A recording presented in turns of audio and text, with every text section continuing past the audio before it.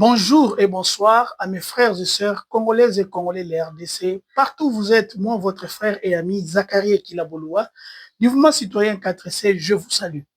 Je viens faire cette vidéo, très chers frères et sœurs, pour rencontrer mon aîné à qui j'ai beaucoup d'estime, je m'incline, le professeur Évariste Bouchab, dont je salue en passant. Très cher professeur, je suis venu vous rencontrer par rapport à votre déclaration quand vous dites que la Constitution a une durée de vie moyenne de 17 ans.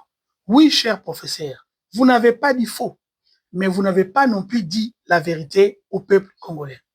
Très chers frères et sœurs, et très chers aînés, chers professeurs, vous le savez mieux que moi que la durée de vie d'une constitution dépend de la stabilité politique d'un État ou d'une nation. Or, dans notre pays, le Congo, tout ce que nous avons aujourd'hui comme problème est dû aux hommes politiques. Vous, les hommes politiques, avant votre accession au pouvoir, vous girez, vous criez, vous parlez au nom de la loi et au nom du peuple.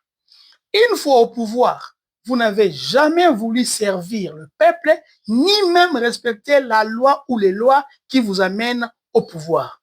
Très cher professeur Bouchab, permettez-moi de vous rappeler qu'à votre époque, étant donné que vous étiez dans l'assiette de Joseph Kabila, vous avez même voulu changer cette constitution en faveur de Kabila. Pourquoi? Parce que vous vous retrouvez à l'époque dans la gestion politique de la nation.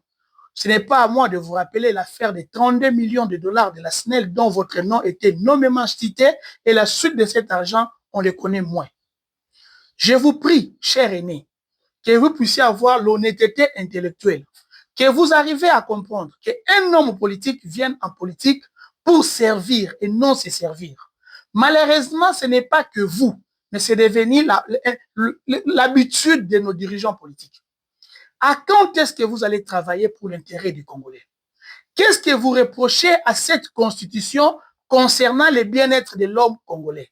Si je peux énumérer que l'article 48 de la Constitution qui demande à ce que l'État puisse s'organiser à donner des maisons, l'eau et électricité de bonne qualité gratuitement aux Congolais.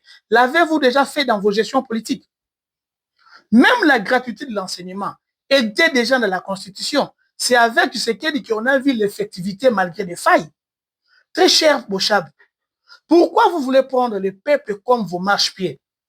Pourquoi vous utilisez le nom du peuple pour vous servir, vous les hommes politiques de mon pays? Très cher peuple, réveillons-nous.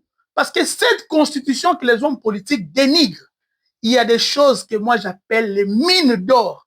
Et que si seulement nous les respections, l'homme congolais va se retrouver dans son pays. Sinon, je me suis toujours posé la question, Nani Zoba. Merci pour la sagesse et l'intelligence. Congo égale Congolais. Merci. Que Dieu bénisse.